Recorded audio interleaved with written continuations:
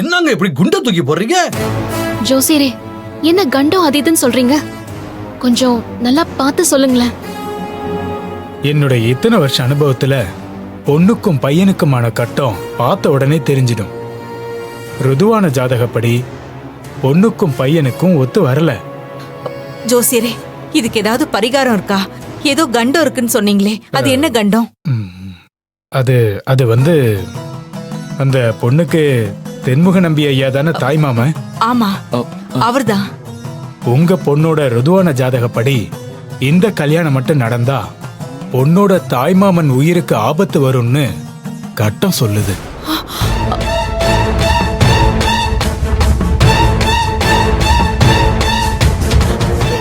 என்னங்கய்யா எப்படி சொல்றீங்க? நான் என்னமா சொல்றேன், கட்டம் சொல்றதுதான் நான் உங்களுக்கு சொல்றேன்.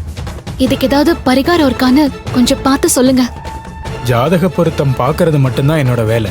பரிகாரத்துக்குன்னு என்னால எதுவும் சொல்ல முடியாது. ஐயோ, இப்படி சொன்னா எப்படிங்கய்யா? ஐயா, 2 பேரும் ஒருத்தர் மனசார விரும்புறாங்க. நீங்க இப்படி சொன்னா எப்படிங்க? கொஞ்சம் நல்லா யோசிச்சு பார்த்து சொல்லுங்க. மா கேளு, கொஞ்சம் பொறுமையா இருடி.